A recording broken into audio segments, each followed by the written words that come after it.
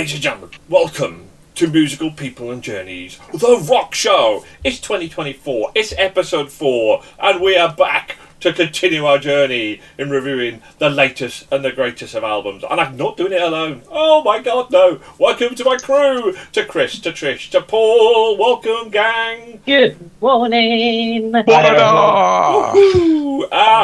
may or may not be joined by more people. Nathan, who's having some internet issues, will join us. And Ian, I have his scores, but he's in the deepest Africa on a boat cruising around the world. Lucky him, but not so lucky because he's not with us here in good old cold Blighty, telling you all the latest and greatest. And how do we do that? Well, by you liking and subscribing our channel, so you encourage us to do more. But more importantly, we're going to pitch 2 albums together, rate them out of 5, see where we're going to spend our hard-earned money, and if that rating gets a more than an average of 4, it will go into our Hall of Fame, and possibly then qualify for the album of the year. But boy, last year we reviewed 127 albums, 157 even before we got to our final 20. So that is a journey ahead of us. Right, so who we got today? We have got the Struts versus Plain White Tees. The Struts with their album Pretty Vicious, and Plain White Tees with self-named Plain White Tees. The Struts, British, very simple British rock band formed in Derby in 2012. Band consists of lead vocalist Luke Spiller, guitarist Adam Slack, bassist Jed Elliott, and drummer Gethlin Davis. Good old solid British and Welsh names there. Right, who are we going to start with here today then? Well, I think I'm going to start with the guy who is a self-professed fan of the Struts. Paul, tell us, what did you think of Pretty Vicious? Was it pretty vicious? Are you going to be pretty vicious? Let's find out. Well, it wasn't pretty vicious, to be honest. I followed the Struts for a good while. Loved their roll-up song from their debut album, Young and whatever it's called. Was it called Young? Escapes me. Everybody Wants. You're not young anymore, that's for sure. No. I loved them, and I mean they were a very theatrical band, shared the same wardrobe as the Mighty Boosh, or the other way around, I'm not quite sure, and that's how they appeared on stage. And just like the Mighty Boosh, everyone remembers the first and second series, and the third series, which was much more, had more money in it, more produced, wasn't quite lived up to the first 2 series.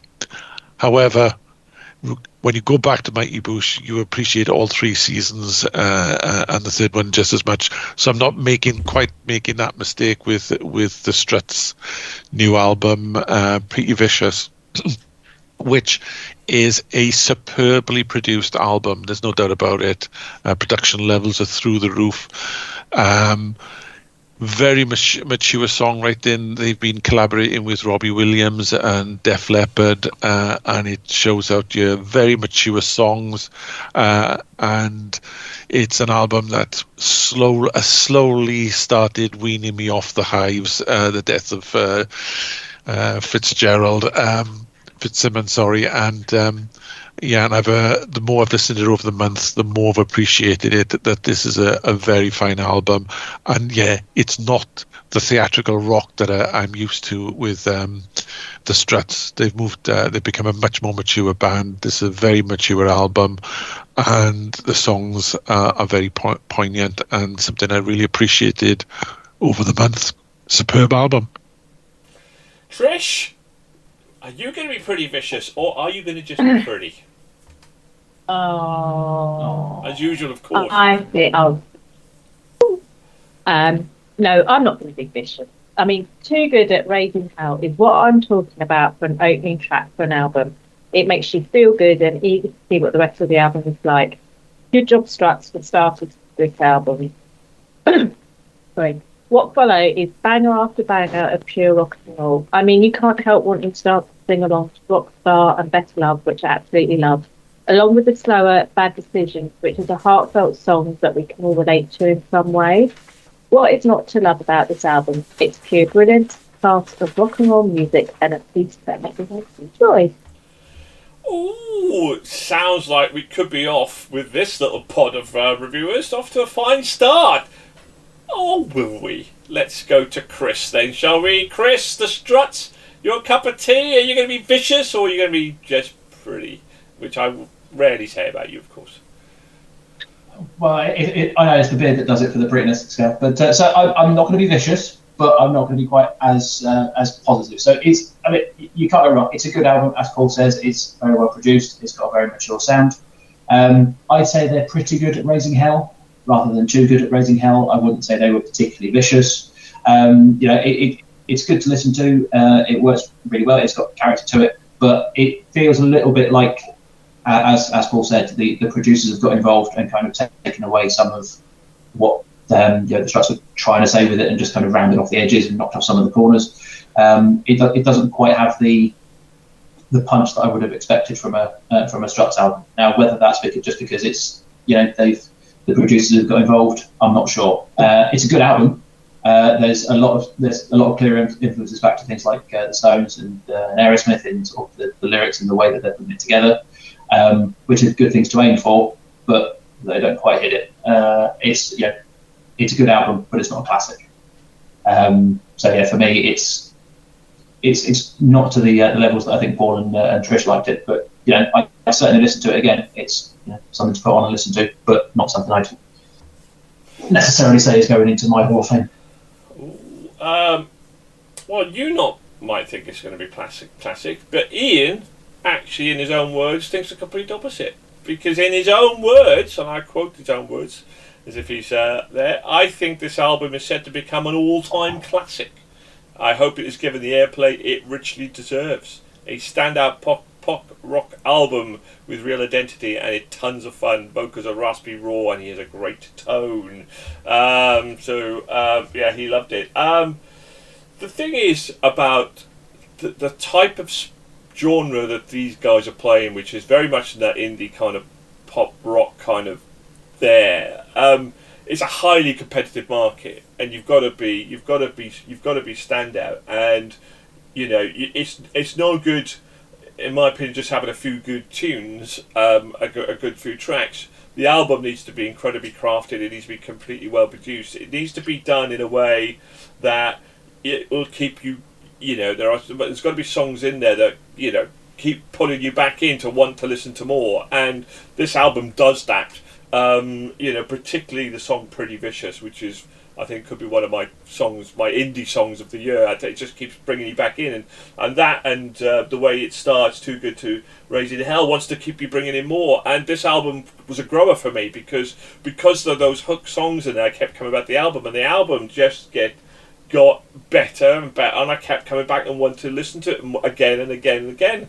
And obviously I have to listen to all the albums across both review stations. So for an album to keep drawing me back in and want to listen to it again and again and again, and this is what this did. So as the month grew, I got to love it more and more and more and more. I think it's a stunningly album, but it's so well produced that and the way it's crafted. And we talk about opening tracks, we talk about how an album's going to get you. We despair sometimes when somebody puts just one of their naff songs at the beginning, and just go to this album and see how it's crafted and how it's produced and how it's put together. It'll just keep pulling you back in. I absolutely adore this album.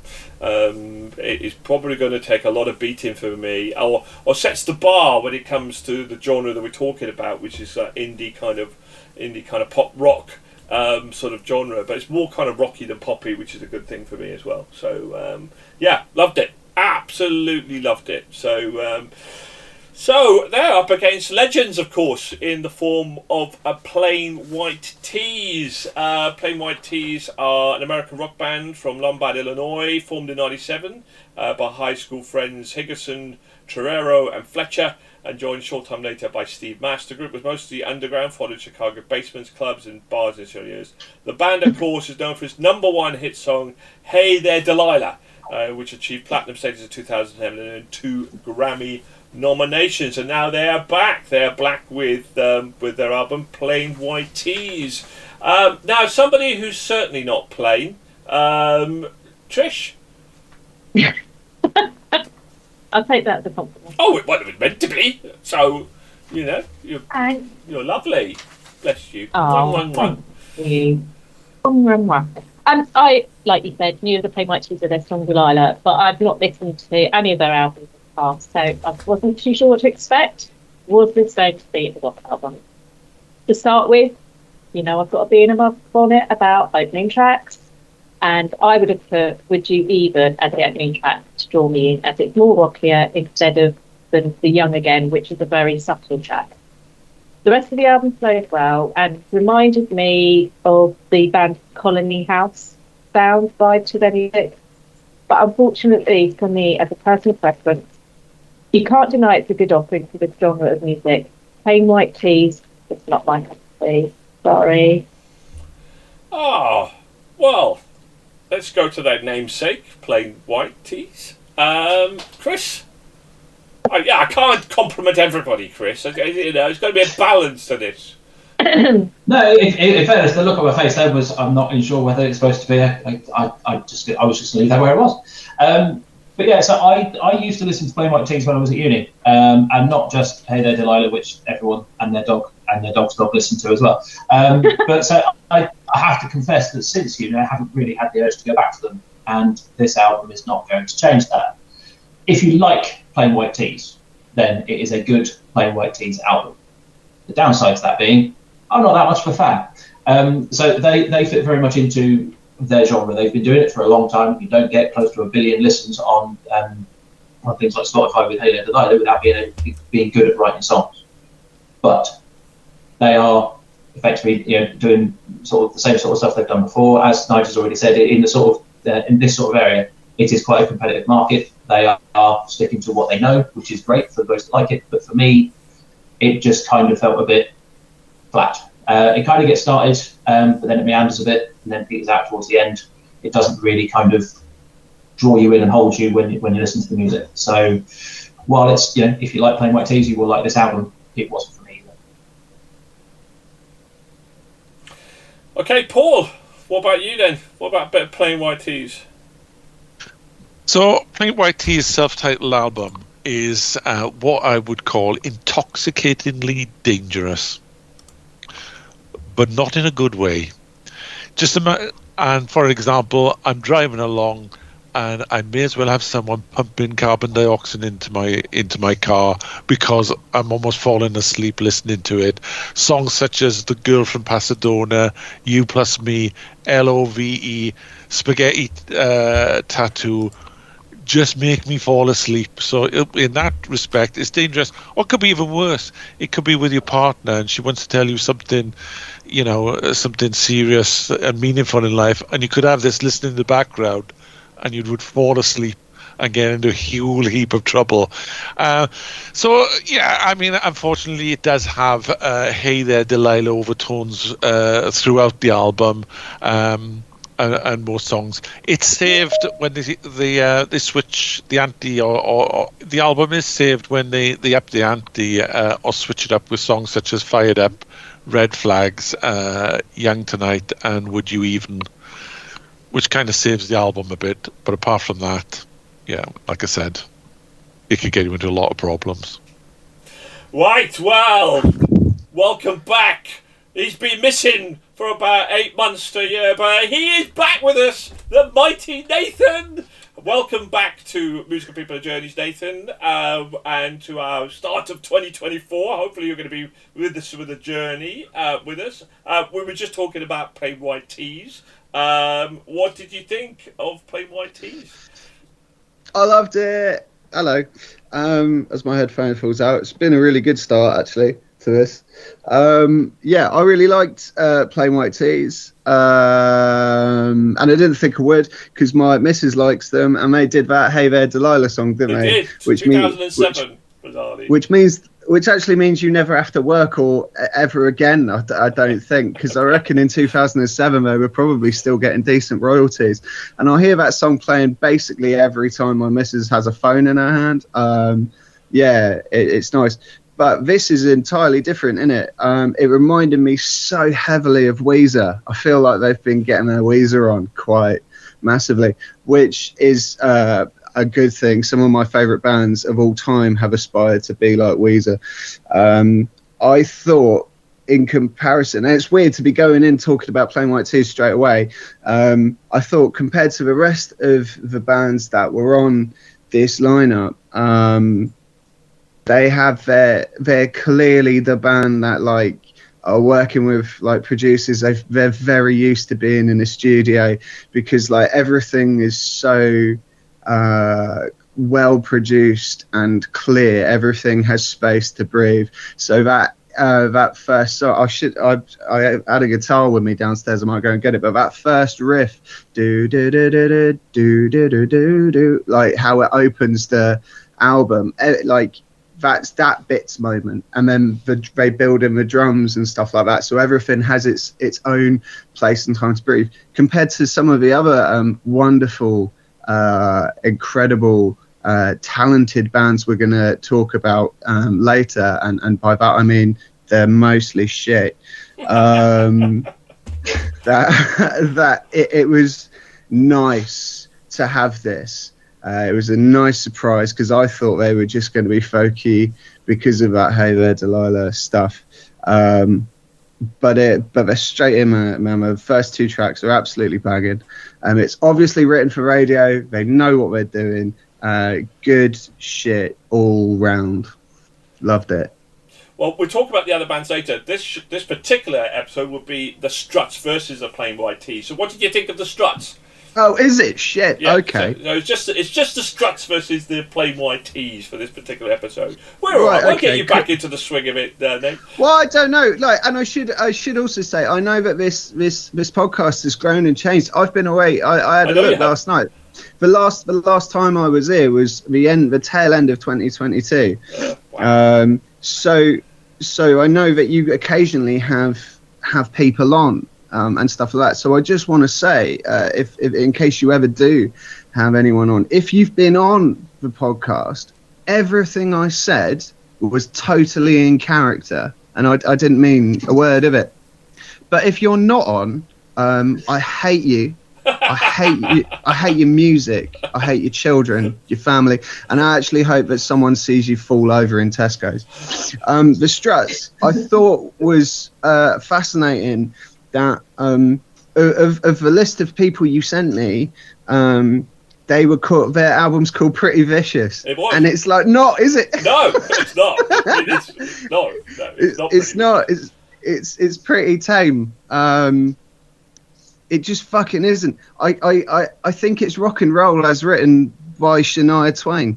You know what I mean? And it's sort of like it's for the people to pick it up in the aisles of Sainsbury's. It's not rock and roll.